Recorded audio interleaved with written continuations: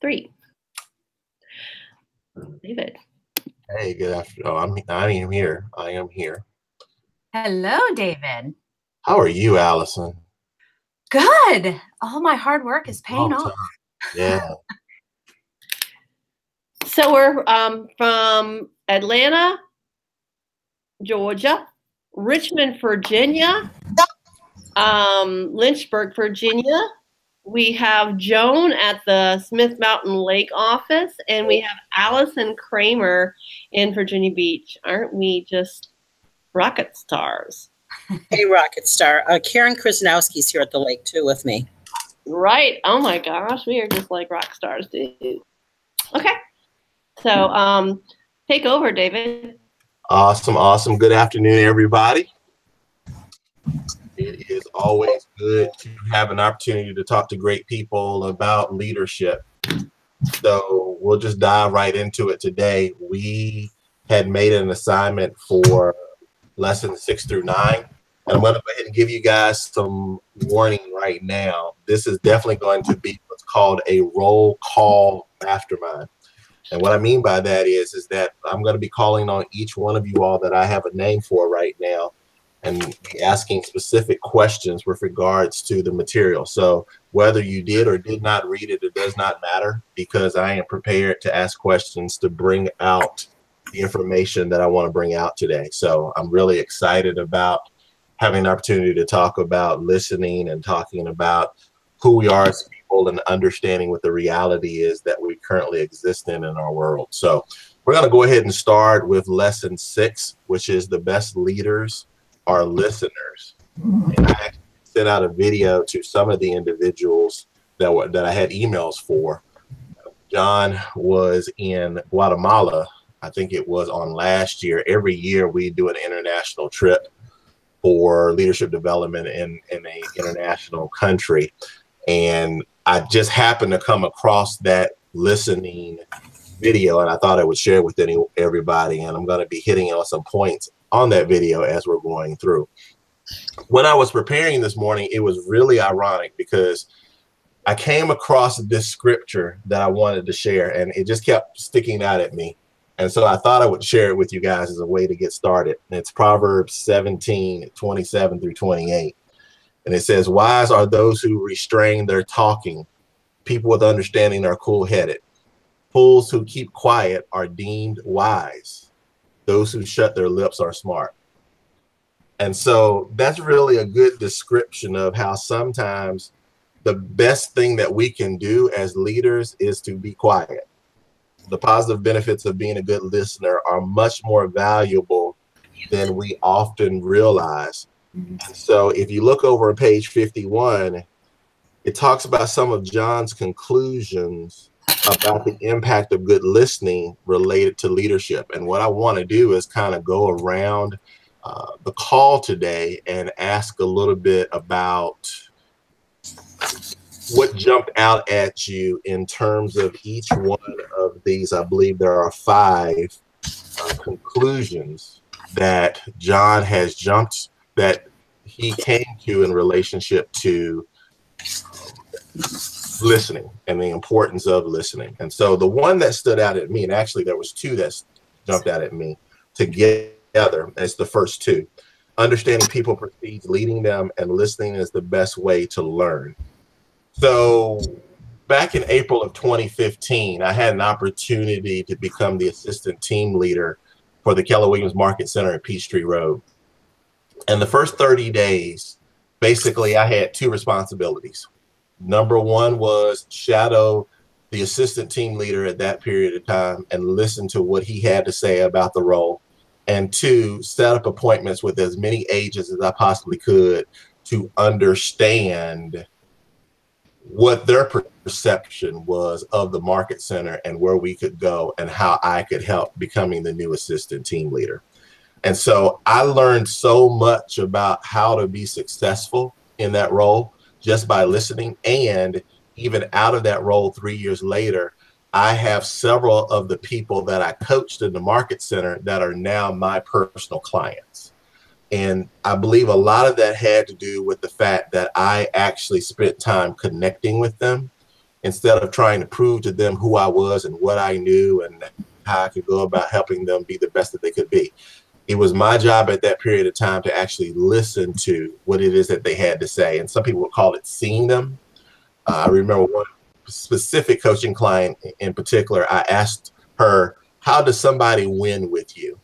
And her response was, I want to be seen. I want to be understood for who it is that I am and what it is that I'm trying to achieve. So I'm going to start with Scott. Scott, which one of these 5 jumped out at you as a great conclusion relating to being an effective leader through listening?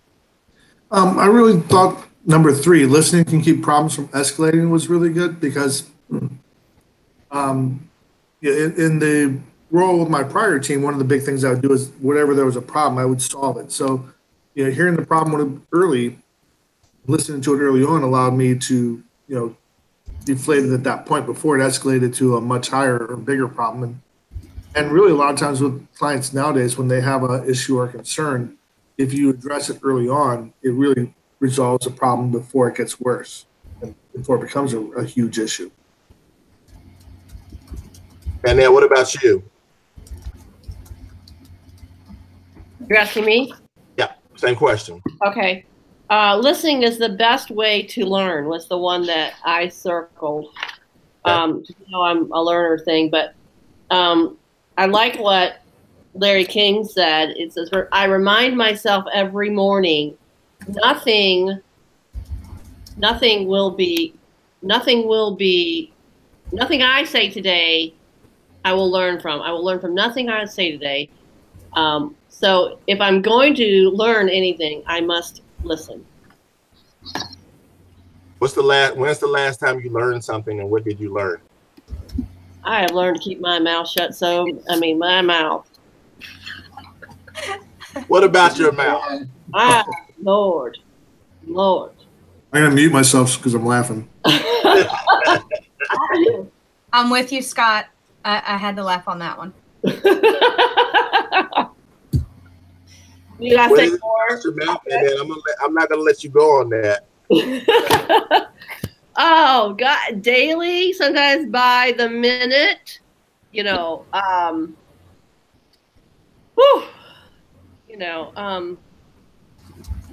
this morning I had is a good example. Seller calls, I have to listen, not tell them what I really think about what they're doing.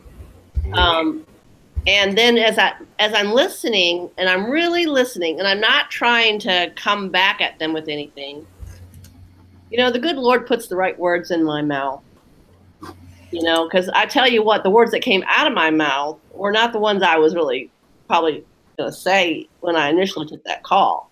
Right. And so I think that listening and not preparing for what I'm going to say next, and just really listening, it kind of, what's the word I want to say, balances me or allows me to focus and get centered so that I come up with the right word, yes.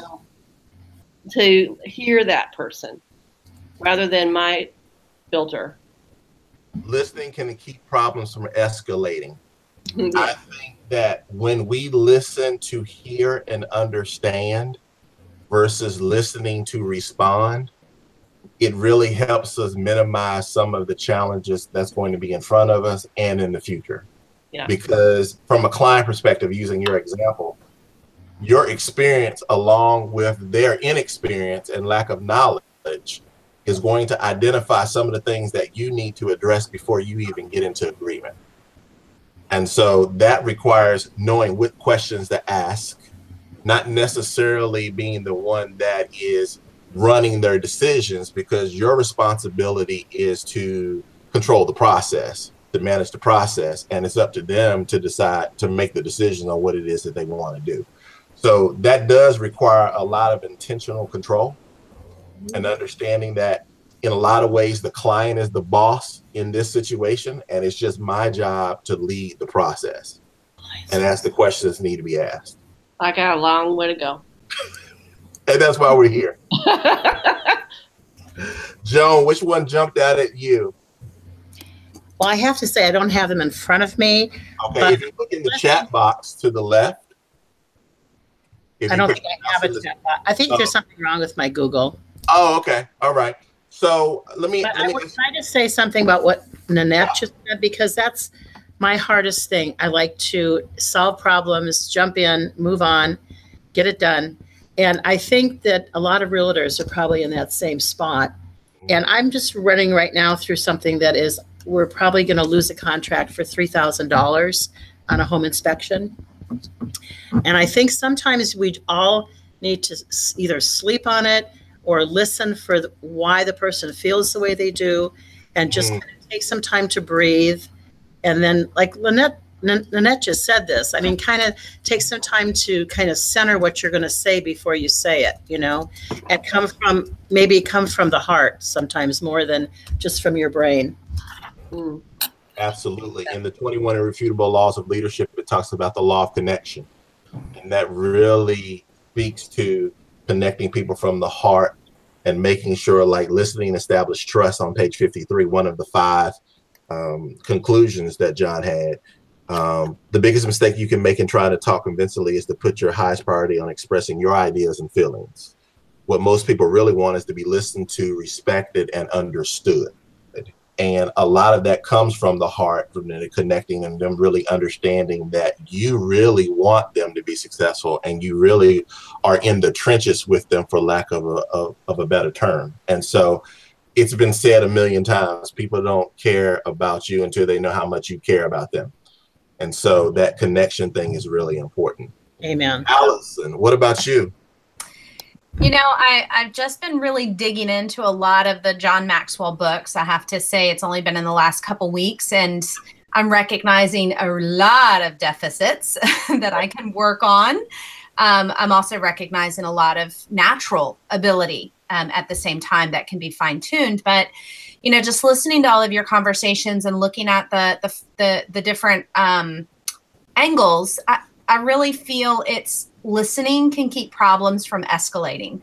I tend to be a D, dominant, my way, get it done, let's hurry up. And so reading these chapters and then the 21 Irrefutable Laws of Leadership, plus digging into this one, I'm starting to recognize that I have to do some kind of physical cue when I'm feeling that need to just jump in and get my point across. And it could be something as, what's a question I can ask? What's a question I can ask? Yes. To tone myself down long enough to not direct, but try to understand. And I don't know if anybody else is parents, but I find the same way with parenting my child. As a little different analogy, we use a wooden spoon for one little pop. But that cue to slow down and go get the spoon is enough of a time for me to shift my brain out of jerk response and into training, teaching, and developing. And so with being a high D and being somebody who's just really quick at things, I can tend to come off very dominating. And so I have to give myself, whether it be pinch my finger, take a deep breath, blink my eyes, ask a question before I get into a demand. And that's hard for me because sometimes I'm just like, just get it done. So really trying to hone my skills on asking more questions rather than just directing. Allison, are you asking from feedback from your peers and other people that you value? No, because I don't care. No, I'm just joking. I told you I'm just learning. No, to be honest with you, no, I haven't. And at the end of each chapter, there was that, you know, that summary or that mentoring moment. And there was a way to get your own feedback. And so some of those were really interesting to throw back on yourself to say, whoa, wait a minute. I've never asked the 5 people that are closest to me to answer this question about me. And it would be, now I know what my husband would say, but the people that know me in business and they know my passion where it's not personal, they're looking at the surface of the person. Right. So I think those questions are really good to reflect back on. And like you said, ask the people that either work with you or you think know you. Mm-hmm. Mm-hmm. Absolutely. I think it was Karen, right? Yes. Hey, Karen. Anything that jumped out at you in terms of those 5 conclusions, or anything that we've been discussing at this point? Well, for me, it's also the listening. And learning when not to talk. That knowing that sometimes anything you say is just going to make the situation worse. Mm-hmm.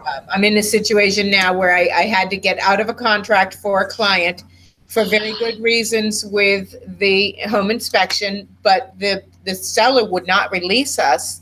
So we terminated, knowing we were going to lose our deposit. That was that important to my client.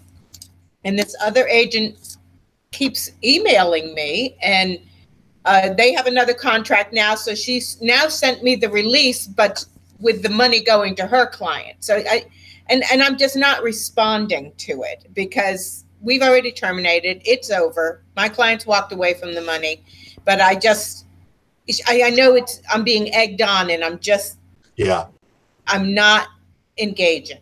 And that's hard for me sometimes. I want to instruct that person and tell them why they're wrong, but just learn to know when nothing is the best thing to say.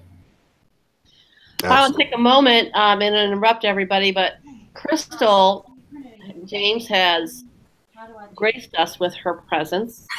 Oh, hey, Crystal, how are you? Hi, how are you doing? Can you hear me? Doing well. Yeah, we can hear you. Oh, okay.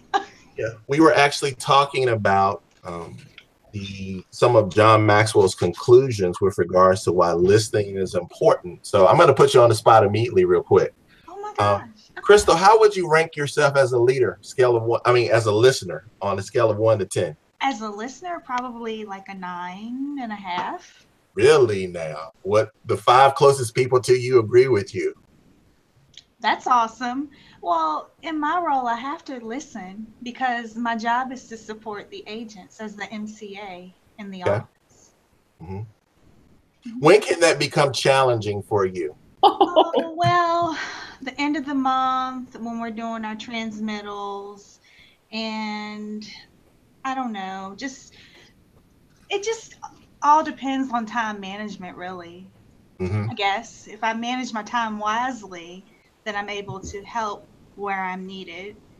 It's just like challenging at the end of the month because we're doing so well as far as production. It kind of takes me away from actually supporting the agents. But on the other end of that, I'm actually getting everybody paid. So it all balances out. Right. Again, so.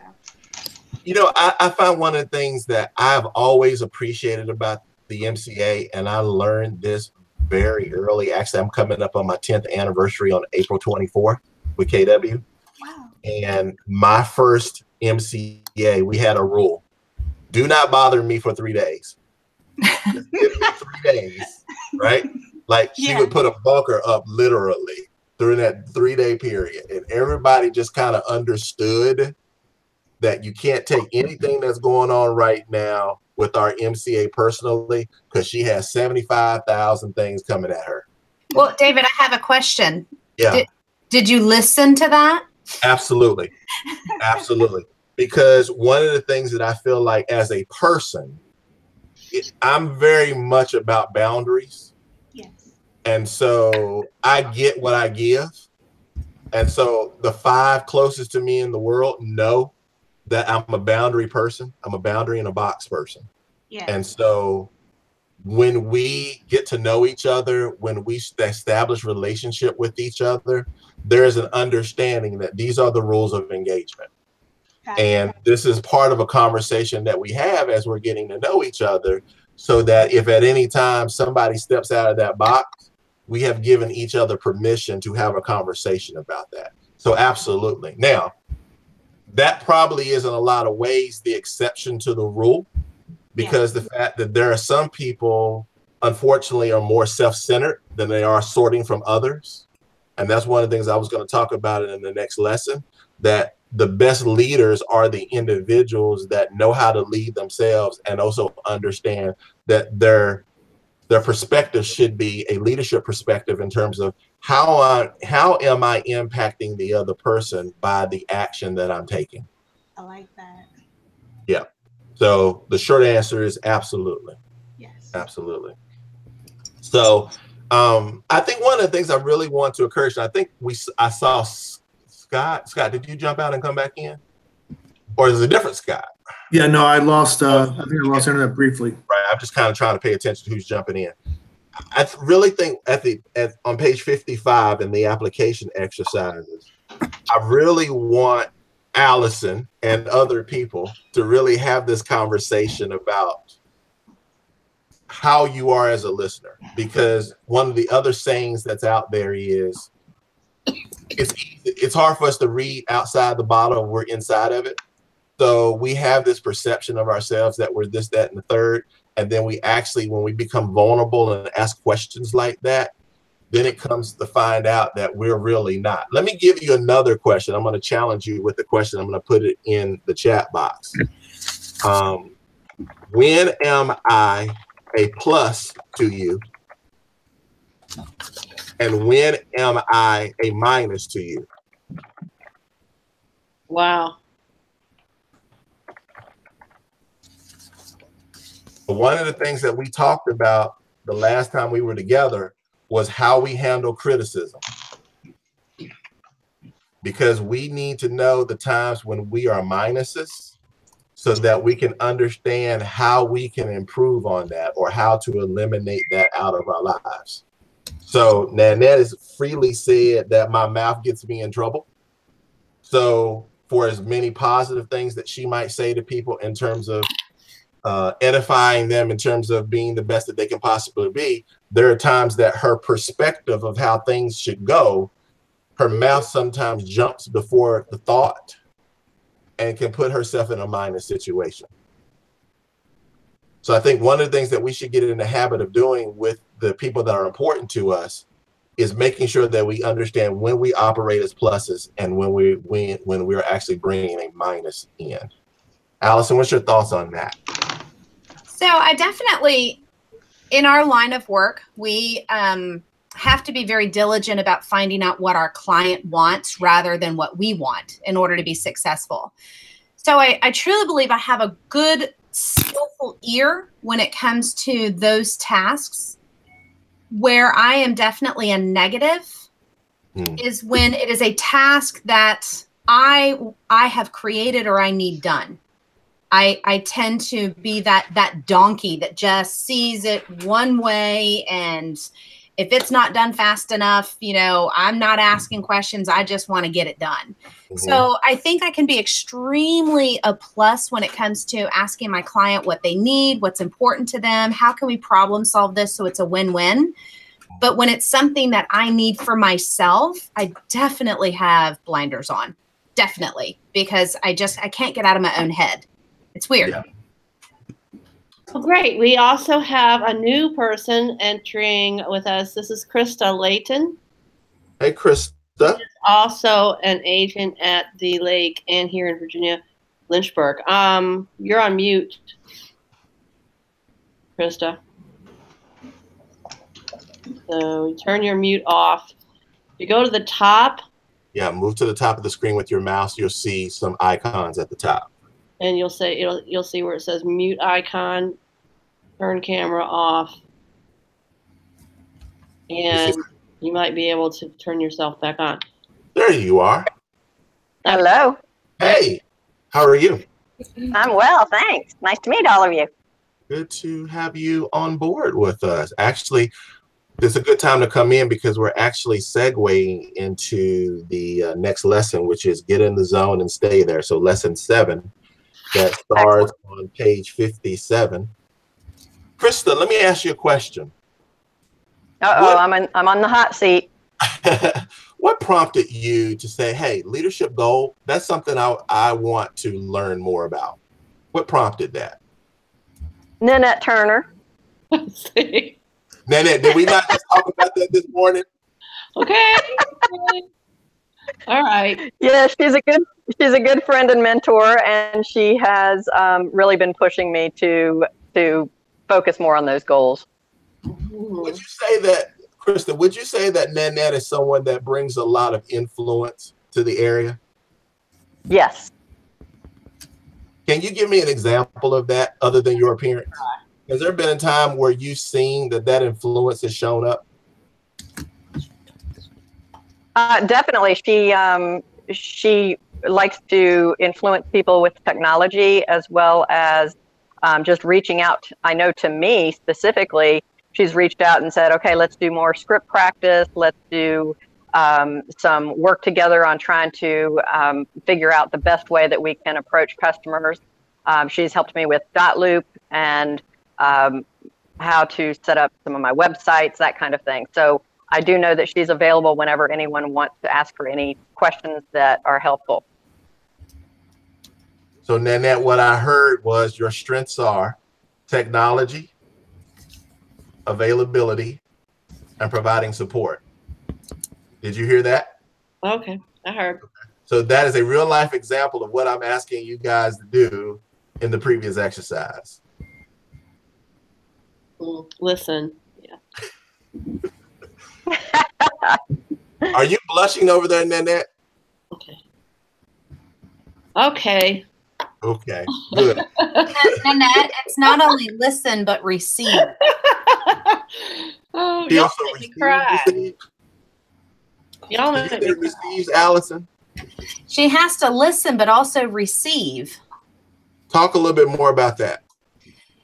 You know, I think we hold ourselves, some of us, to an extreme high level of accountability, where we are, you know, we're coached so much about failing forward and failing this and trying and trying and trying. And I really think that sometimes we're overcoached where we just feel like we're never successful, that we're always failing forward, that we're always trying. And so when somebody that is aspiring to walk in our path is saying, wow, you are where I want to be, we can't see it because we're taking so much coaching that we just feel like we're never at the end. Right. And I think sometimes you have to receive that gratitude of other people to recognize that while we're probably still always moving forward, that, you know, it's kind of like going back to a biblical scripture. God said, you know, they went through a journey and they put salt pillars behind them so that when they looked back, they could remember the journey. And so I feel like the people that are giving you that recommendation or that commendation, that's your look back. That's your opportunity to go, you know, I did do something good, so that it fills you back up so that you can continue to fail forward. If you don't learn to receive it, you're emptying yourself constantly. Right. Instead of getting filled back up. So Nanette, you need to receive those accolades at the same time and know that even when you looked back, you're still looking forward because that's the kind of person you are. But that look back every once in a while is to fill you back up so that you can keep going forward. Okay, but this is not about Nanette, but it's about all of us who are those high D's who can't receive it either. Yes. Okay, but I want to share something with you. That happened to me when I was 12 years old. I'd gotten grounded, you know, and I was grounded for the weekend, which might have been my whole life. You know, when you're 12 and you're grounded for the weekend, it was like my entire life. And I won't tell you why I was grounded, but I will tell you that I did deserve it. So, and I was so mad. Oh my God, I went upstairs, I slammed the door like a 12-year-old, and I sat on my bed and I pouted like, you know, I was really good at this. And my father knocked on the door and he said, I don't know what he said, you know, and he wanted to explain the situation, you know, give me some teaching, learning skills, you know, lesson life and all that crap I didn't want to hear when I was 12. And I said to him, well, I don't need you and I don't need nobody, you know, like a good 12-year-old. And he told me something I'm sure everyone else has learned it, but I never forgot this, is that no man is an island, you know. And I still thought, you know, I don't need anybody. But that I remember at 12 years old, you know, and that no man, if I know, I did listen to it, you know, because the reason why I drag Allison and Krista around with and Susan around with me is because I can't do this by myself. Crystal, I want to ask you a question. Sure. Actually, two questions. First question is, this is for Crystal MCA. Okay. Sorry about that. My Atlanta tone, I got to be specific with my vowels.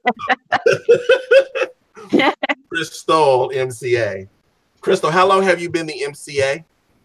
It's going on about 9 years. Can you remember the first leadership lesson you learned being the MCA?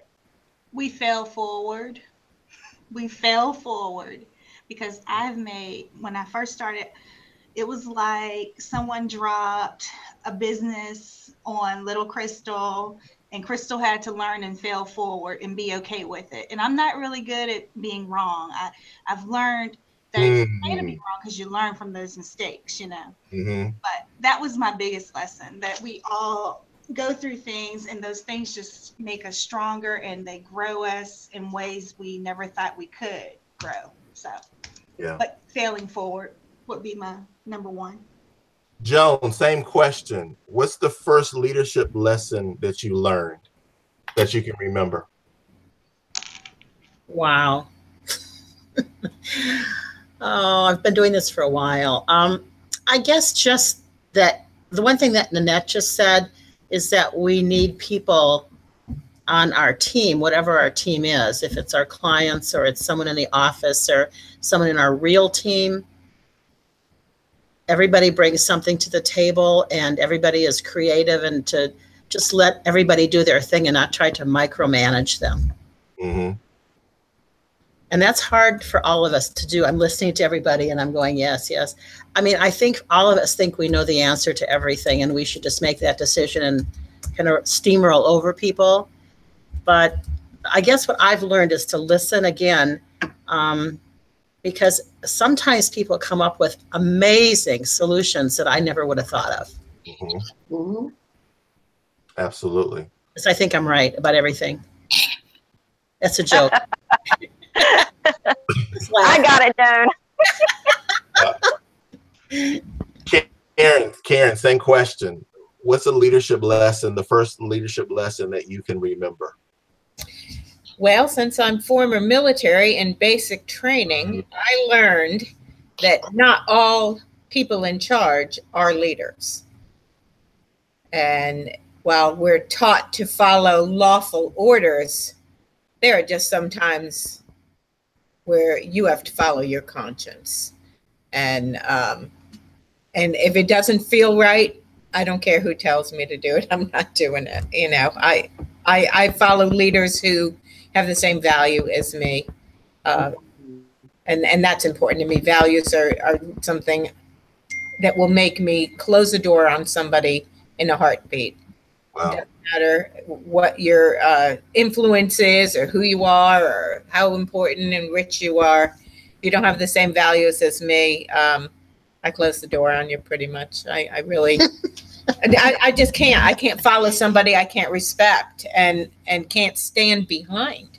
Right. That's one of the reasons I left my last brokerage and I'm at Keller Williams. So. That's awesome. That kind of opens several questions I want to ask you. So I want to kind of stay on that if you don't mind. Okay. You made mention of being in the military, and you made mention of leaders and having to follow lawful orders. I want to ask you, because I find that when people go in the military for the first time, they need to understand what they need to do to lead themselves. So what was one of the first things that you realized was a gap for you that you needed to improve on to be successful in that world? When I went into the military, I had lived outside of my family home, having been invited to leave the day after high school graduation because I knew everything. And when I went into the military, I realized I was the world's biggest follower. I wouldn't go to the mailbox by myself, you know. I felt like I had to have people around me.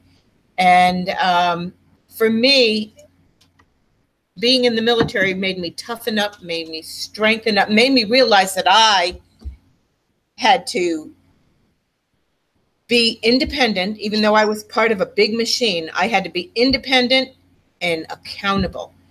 And the only one who could be accountable was me. And anything I said or did mattered, and I would be held to. And that was huge for me, you know, from being a follower to actually standing on my own and saying, you know, this is me, this is who I am, this is how I'm going to do it. And in the face of people who wanted to do it differently or wanted to influence you to do things you knew you weren't comfortable doing. So, yeah. Scott, I want to give you a heads up because I want to ask you a question. But I want to share something with you in fairness to everybody that's on the call today. There is a book that I teach as part of my certification within the Maxwell organization called Intentional Living. It is a really powerful book in relationship to really understanding what the day-to-day looks like and us not allowing life to dictate how we go about our day-to-day or how we respond to it. And so over on page 58, it talks about defining personal success in the lesson on get in the zone and stay there. And I want to share with you something that's marked in my book because I really feel like that John could have wrote this for me. It says, it is my passion to raise up people as intentional leaders so that they will rise up and become transformational leaders. I believe transformational leaders influence people to think, speak, and act in such a way that it makes a positive difference in their lives and in the lives of others. And so my thought process around that is for me to improve my influence and to stretch my tentacles, I should be pouring value into people intentionally to help them transform first as people and then as leaders. And so that is a passion of mine. And that is how I will define not only personal success, but significance. So my question for you, Scott, is how do you know what your personal purpose is in life and how you know that you will have reached it? You know, that's actually something I've really kind of struggled with. I've been kind of constantly kind of reevaluating my big why, and it's not something I thought I knew what it was a few years ago, and I think a lot of that, you know, all that changed. And so I've been trying to reevaluate it and reestablish what it really is now. And I don't have that. I mean, you run through the exercise and you come up with something kind of quick, but then you think about it later and you're like, well, it's not really yet. So it's a struggle. I would also say, I also heard once people say that we evolve every 10 years, that it's just something seasonal about our lives, that there's something inside of us that's calling for something different or wanting to go in a different direction.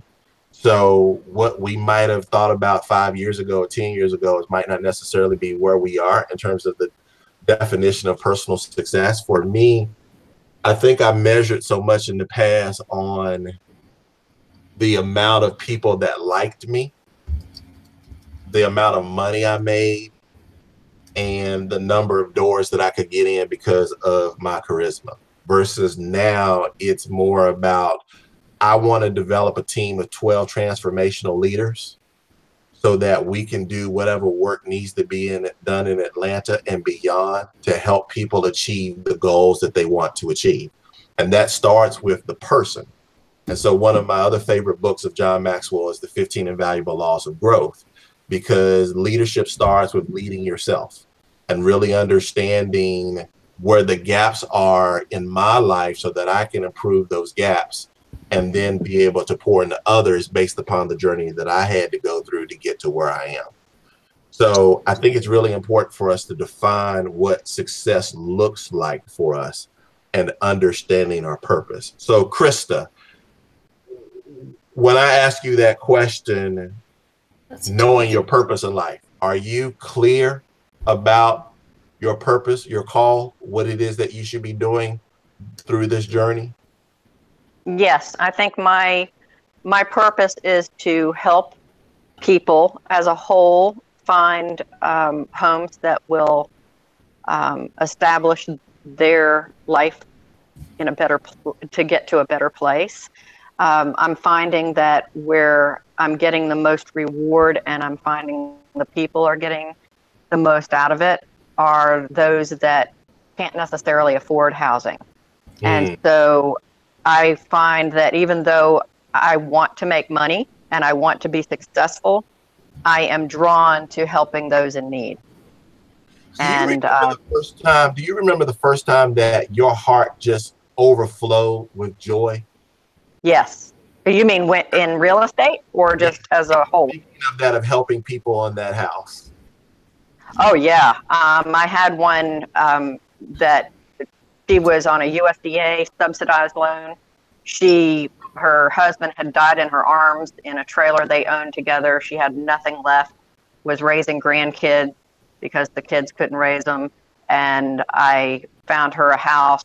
It took 1.5 years to get there, but we found her a house that we got a new roof on. We got all of the back wall completely done by ramjack because it wasn't in the best of shape, but she had her heart set on that particular house.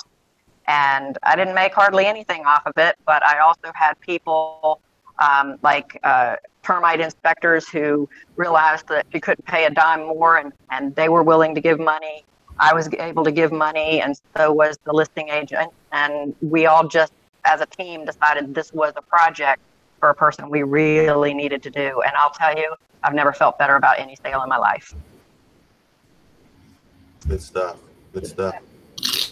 Karen, what is your thought around knowing your purpose in life? Where are you on that?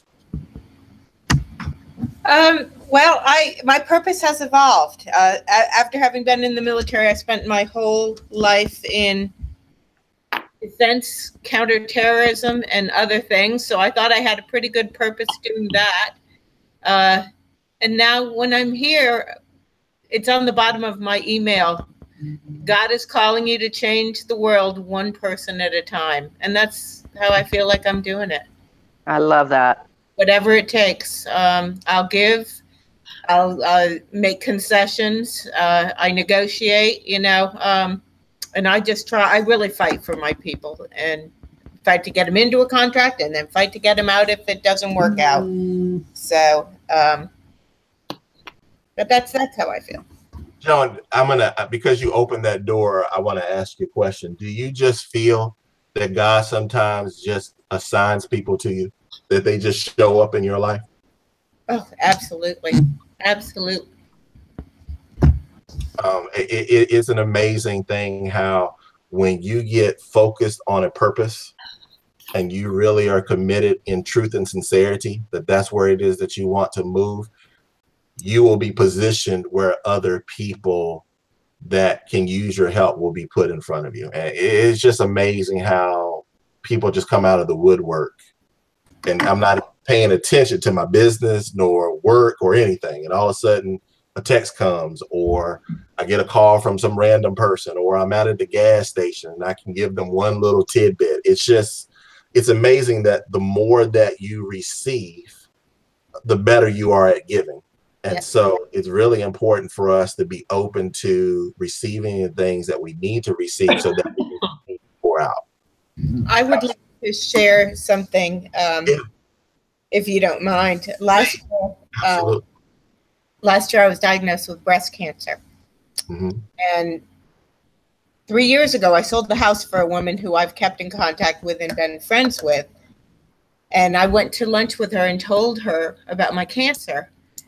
And she described symptoms to me, and the next day found out she had breast cancer based on my taking her to lunch.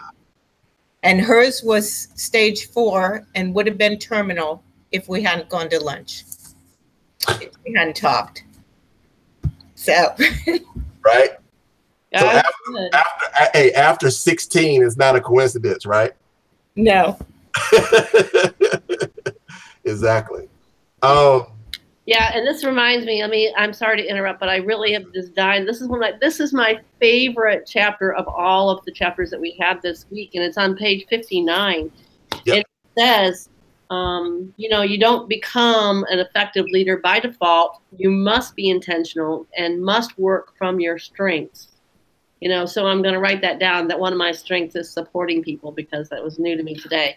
But it also says, because people's purpose in life is always connected to their giftedness. It doesn't say sometimes. It says every single time.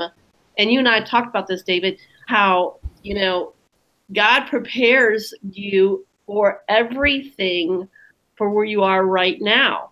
You know, you're prepared for this moment.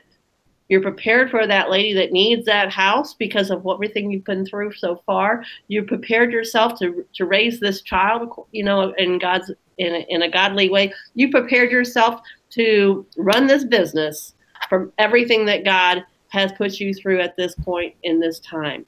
And it is always true. That is always true. That he never, you know, calls us, that calling that we have, we are never ill-prepared for that. Yep. He gives us that calling. You know, I'm starting to preach a little bit, but he gives us that calling. It's not something I come up with in my own mind. Oh, I'm going to try this out. And then he gives it, he prepares it, he prepares me, and he prepares everything and all people are part of that. So it's interesting. My coach right now has us reading Think and Grow Rich by Napoleon Hill.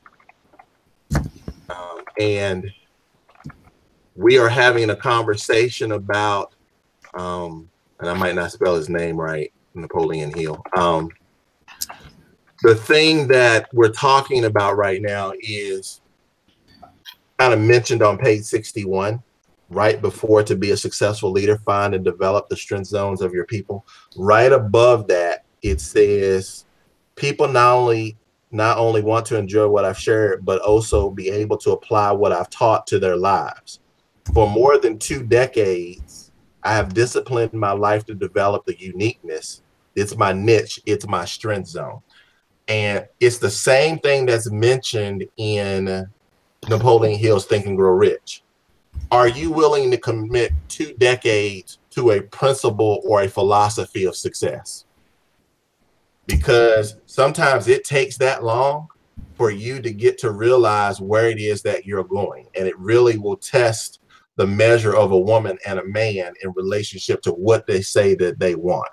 Mm-hmm. And so that whole journey has prepared us for where we are. And so biblically, it talks about, and there's many times where there have been people that have been sent out to the desert, and a lot of people see desert as emptiness and voidness versus the opportunity for you to gain what it is that you need to gain for the other side of that desert. Yes, David. And so that's really powerful to be open to the fact that this is a process, the law of process and the 21 irrefutable laws of leadership. It is a process to understand who you are, your strengths, your weaknesses, and where I should be focused on to be the best that I can possibly be. I think I wanted to ask Joan a question. Joan, what are you doing well these days?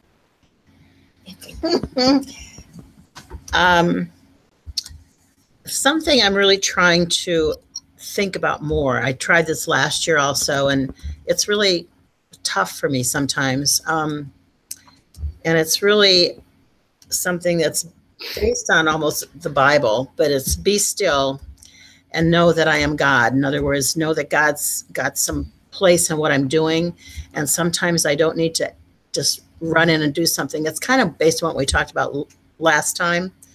But I really feel that that's almost like my mantra this year, is to really think about what I'm doing, step back and know that God has a place in what I'm doing.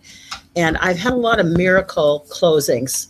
And I really, this is sounding really super duper crazy Christian, but I really do feel like God has a place in every one of those closings, that they actually got to the closing table and that there was a miracle and God was involved in it. So that's really kind of a direction I'm going. And I just feel it's really a big part of what I'm doing and why I'm successful, actually. Mm-hmm. I know that sounds a little, Not crazy Christian, but I mean, I wasn't always in that place. And I know Karen and I have talked about that, Well, it's interesting. One of the things that I use with a lot of my coaching clients are the 7 pillars of life.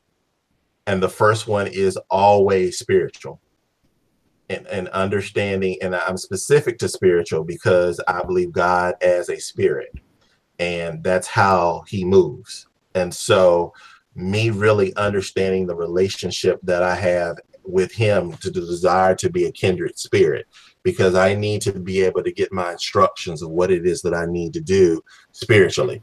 There are times that I'll get in situations with people. I had a guy that I'm mentoring in Atlanta right now. He is in pre-med. He's actually getting ready to go to Greece in May to do a residency. And he came to me because he had experienced 3 deaths within 7 days. And he had never experienced death before. So when he started having a conversation with me about it, the first thing I was saying was, Lord, I don't even know what to say right now, because this is just so off the chain.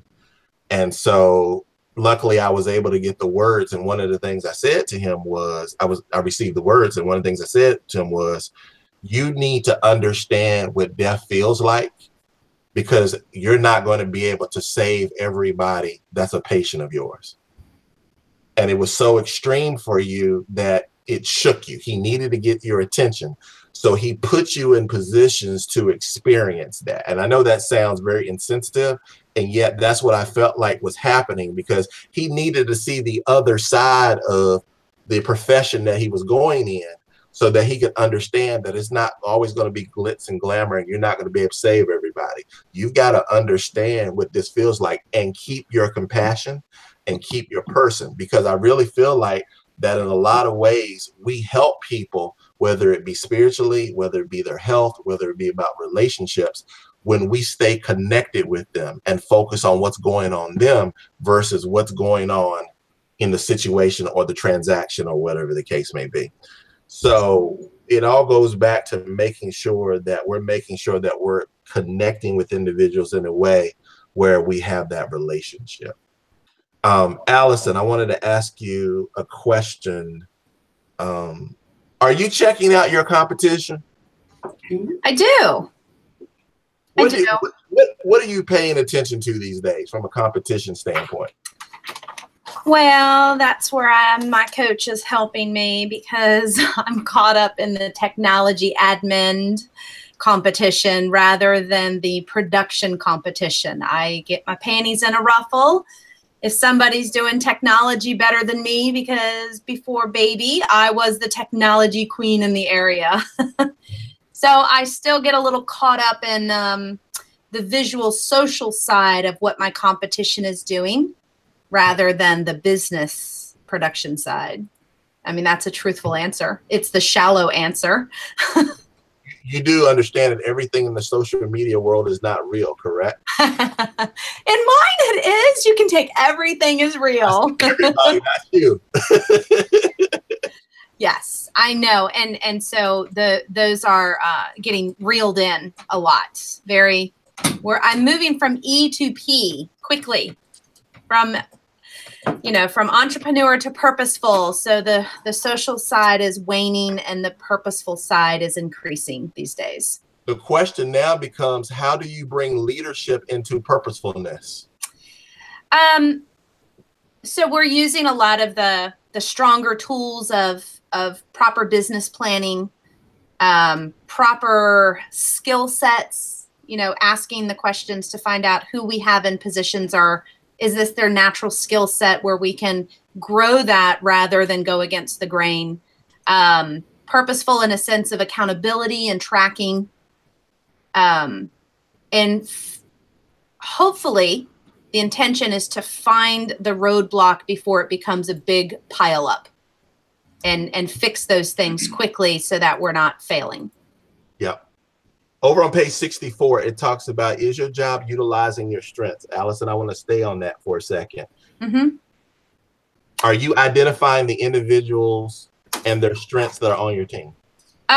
We actually just hired a new admin and went through the in-depth KPA, the personality test. And so I would say that after 16 years, finally, at this point in my career, I am being much more purposeful in finding the people that should have the natural tendencies as well as the ability to grow and learn and hone those tendencies. So yes, I would say that I'm down the right path. I have a question for anybody on the call right now. The question is, are you having trouble staying in your strength zone? And if so, what is the reason for that? You know, I'm going to jump in on that one real fast. Okay. And then we'll go to Scott. Yes. So when a leader, in my opinion, or visionary, or we'll say the mega agent, because we happen to be in real estate, also has a very strong tendency of organizational and admin. Mm-hmm. It is very hard to put that strength off to hone the rainmaker strength. So I have two very, very strong assets about my personality and my skills. One makes me money and gives other people the opportunity to make money. And the other one fills my emotional bucket.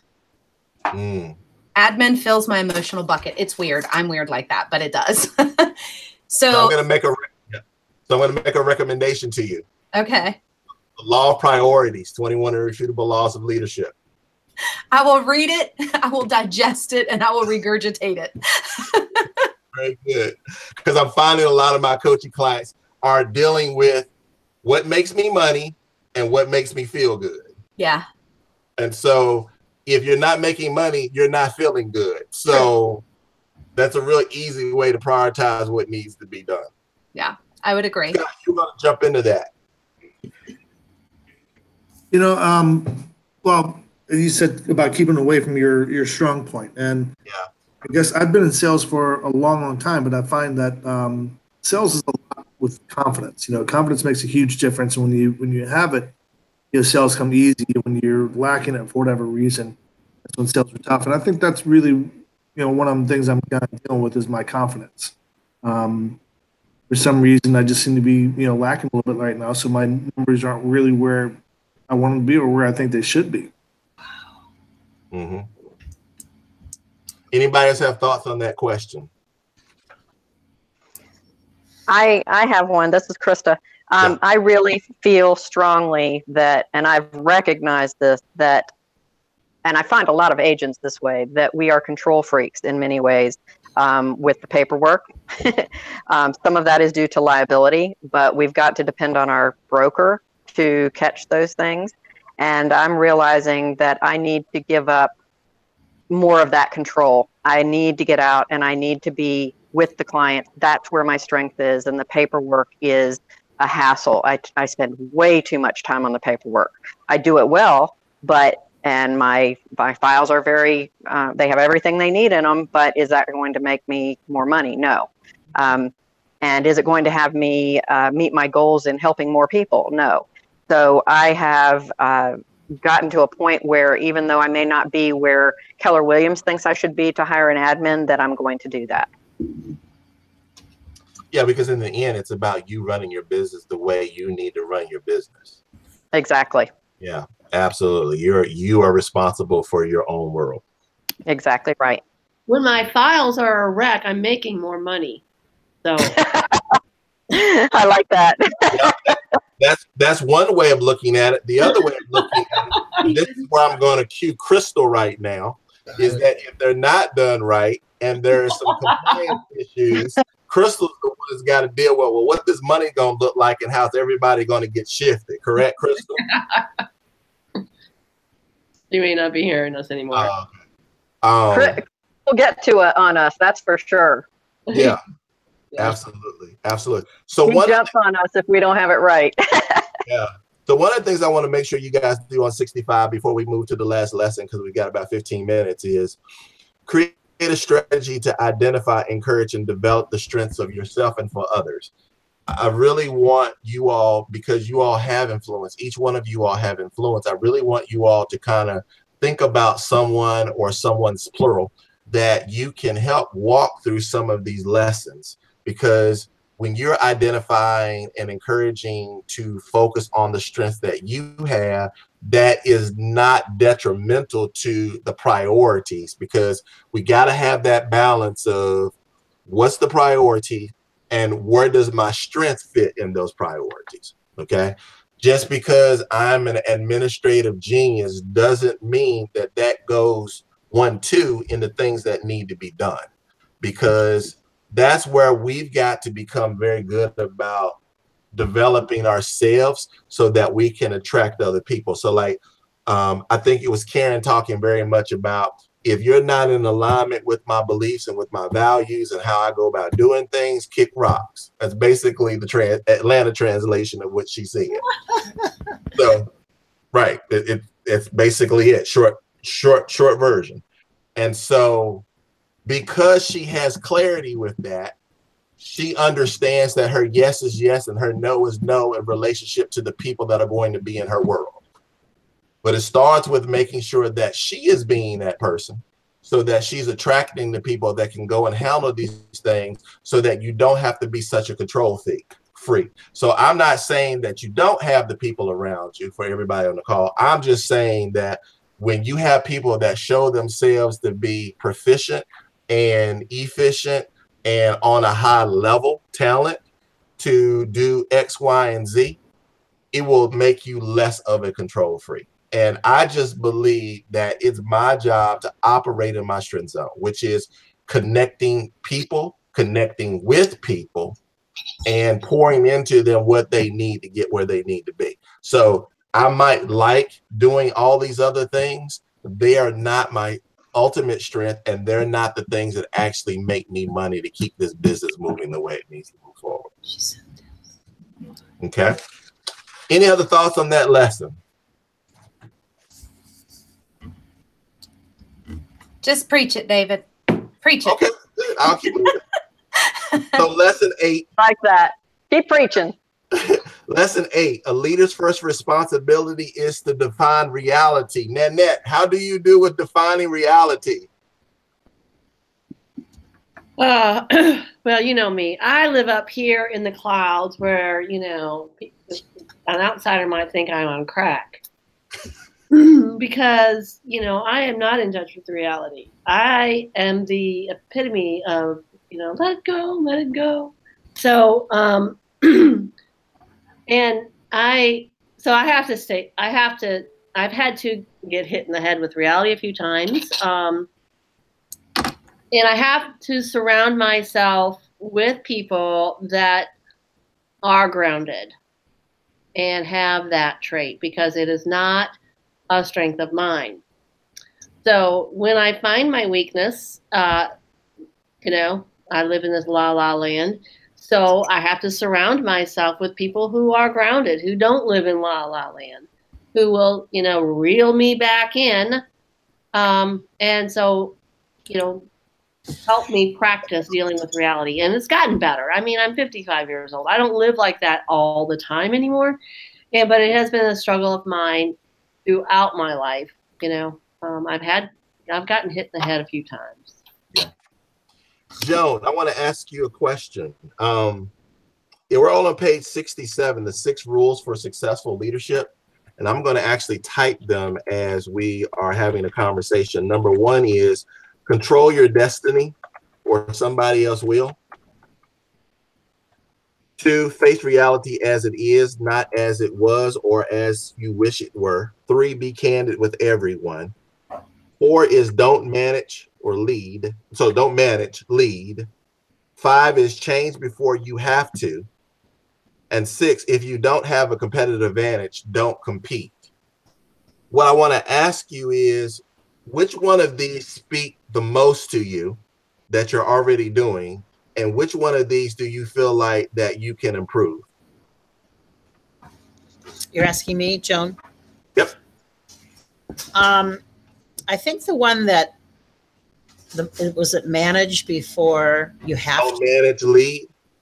Manage, lead before you have to.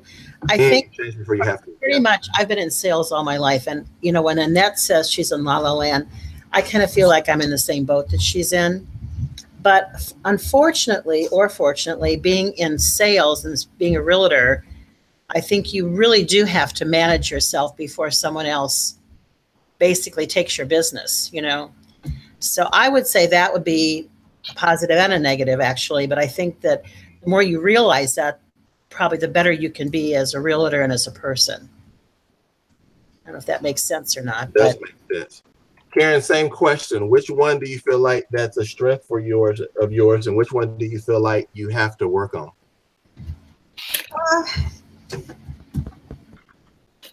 Can't remember them all, but one of them was something along the lines of seeing things as they are and not as they were or you want them to be. I think having been in the type of job where if you didn't do things right, detail mattered, people died. I'm very much a big picture, and I can see where things are going to lead. I just feel like that's one of my strengths, is I can almost always see the progression of things that are going to happen, and I act accordingly. I'm very cautious with what I do, but I think being able to see things as they really are and not as I wish they were is my strengths. Karen. That was me. That was Karen. Okay. Joan. Yes. Same question. Do you see one of these that you jump out as you as a strength and one that you still feel like you need to work on? I did just answer it before Karen did. Oh, I'm sorry. Okay. I'm losing order of people. I apologize. Allison. Oh, yeah. Change and control is all me. I'm good with those two. I know myself.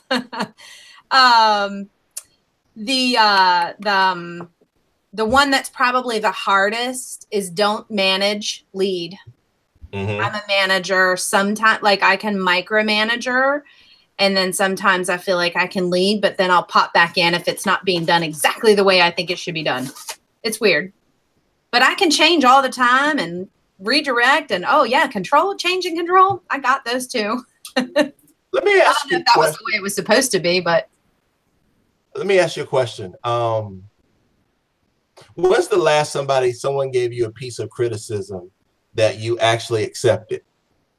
Oh, what?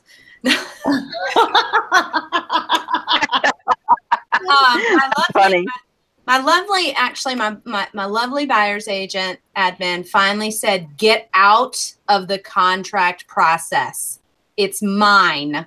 You are trying to control it. You're messing it up. And that's hard, like all the other dominant people. Another one is in my marriage, when my husband and I both recognize that after 20-something years, we can be very testy and nasty with each other just to get a dig in. And and so we've had those hard conversations of, you're not being really nice right now. Do you think you could tone it down a bit? And and me being the dominant person, I'm like, what are you talking about? I'm not. I'm fine. But having to swallow that and recognize that, wow, you were right, and I need to redirect myself. Are you making an environment for people that they feel open to give you criticism? Probably not. I mean, you want me to be real? Oh, probably not. Because I know that my personality is very overwhelming. I do recognize that about myself, but we are trying as a group also to maybe come up with a code word that's not really a conversation. It's a hey, and that can kind of be like, oh, wait a minute, before confrontation and conflict starts, let's assess the situation and recognize what we're doing. Right. So change before you have to. Yeah. I like control. See, here's the thing, though. You're all over the 21 laws because another law is the law of empowerment. Why hire people and then take the job back? Exactly. If my team right here, you would see them doing cheerleaders right now. Yes. So you tell them anytime that you're acting up, just have them call me and I will call you. And say, go read this law. Or have 21, 21, 21, 21. Read it. Exactly. So Scott, what is your thought process around the 6 rules of successful leadership? Which one do you feel like you're doing well, and which one you could improve? I think I'm really good with the face reality and see things as they are, not as I wish. And I also believe I'm pretty good about being candid with everyone, and I'm looking for see if the net reacts to that one or not. So I think I do well with those. And I do sometimes maybe have struggle sometimes with change. You know, I stick to some things maybe I shouldn't, but you know, and I'm on to certain things. I talk about how I like doing the same thing the same way every day, and kind of schedules, and sometimes I think I get stuck more managing than leading. You get stuck more with managing than leading. Talk a little bit more about it. Well, I guess it's like dealing with the now as opposed to getting for the future. Resolving the issue at hand as opposed to maybe saying, okay, let's figure out a way to resolve this for long term. Yeah. There's something I would share with you guys in the chat box. If you have to do something more than once, there's a system for it. Good. Yeah, more than twice. If I have to do something more than twice, definitely a system for it. Yeah. And I was thinking back to one day my assistant called me. I was on the way for vacation. I was driving through DC, kind of lost, and she called because there was a problem with the closing. And it was a problem that I really thought should have been resolved ahead of time. Yeah. So at 4:30 on a Friday afternoon, my exact words were, "Why are you calling me on a Friday at 4:30 in the afternoon to fix this? This is not a problem that we should be having, and definitely not on a Friday afternoon. At 4:30, while I'm on vacation." So, just so creating those systems were really a big thing to me, and dealing with the now. So, trying to work not the problem now, but lead to find a longer term solution. Right. That's kind of a good segue to page 69. It talks about questions I asked to help me define reality. What is the reality of the situation I'm currently dealing with? As other people agree with that assessment? Can I identify each issue, and can I break down reality to better understand it? Can the issues be fixed? Can there be systems, Allison, that approach those issues that come up and to be able to address those things? Separate the solvable from the unsolvable. There's always going to be some things that we'd like to address, and yet they're not necessarily in our control. So sometimes the control freak in us works against us because there are certain things that are not meant to be understood nor controlled. And so we've got to learn when we're licked and whether or not this is part of our 20% or is part of the 80%, so that we can understand the options and establish a game plan. And then you have to be willing to follow the game plan. And I think a lot of people struggle with 2 things. 1, developing a plan, and then 2, following the plan. Because we have a lot of creativity in us, and because of that, it sometimes has us sidetracked from something that is a plausible solution to a particular issue. And so over on page 70, it talks about guarding against unrealistic thinking. And it talks about the 4 things that that go with guarding that, 4 practices. And this is something where I wanted to take over because I want to walk you through this, and I want to give you a word for each one of these as we close today. Number 1, it says, admit my weaknesses. There is important for us to be self-aware of everything that's going on around us, either spiritually or with our relationships or with our health, with our money, within our business, within our environment. We need to be cognizant of everything that's going around us. And so we need to set some time to actually take a self-awareness check to see how things are going in the areas that are important to us. 2, embrace realistic people. It is important for us to have people in our circle that are not yes people, that have proper perspective of what's happening and willing to share their opinion on what they believe to be the right thing to do or the right strategy to attack it. As a leader, you still have ultimately the final say on it. And yet you need to have people around you that is helping you lead you towards better, more effective decisions. 3, ask for honesty from everyone. You got to create that environment, though. That's the reason why I asked that question. Are you presenting an environment where people feel comfortable being honest and not being concerned about retribution? And then 4, invite fresh eyes to check on you. So whether that be a mentor, whether it be a coach, whether it be a consultant, whether it be an accountability partner, you need to have other individuals that are at least at your level or above your level that are helping you identify ways that you might be thinking unrealistically. Okay. Anybody have any thoughts from today's lessons? I thought it was great. Awesome. Good stuff. Good stuff. So I sent a calendar out. If you do not have a calendar for the upcoming sessions, I am putting my email address in the chat box right now, which is david@dp3consulting.com. The reason why I'm bringing that up is because we will not have a session next week. The session will be the following Wednesday, the 18th, at the same time. And so our homework will be lessons 10 through 12. Okay, so we did not discuss lesson 9 today. We did not. That is one of the lessons that is not one that was on the overview. And one of the things that I will tell you is that the way that we do masterminds and conversations around Maxwell, we don't necessarily go through every single lesson. We allow you to take some of those lessons and absorb them yourself. I'd be more than happy to add those lessons as we move forward. But that is one that I intentionally skipped. It's your job. You got it right. Okay, so we're doing 10. 10, what are we doing? 10 to 12. I'll put it in the chat box. Okay. Okay. Thanks. All right. Thank Wonderful. you. Everybody, it's been great. Enjoyed it. Thank you. Thank you, David. Thanks, Nanette. Okay. You rock.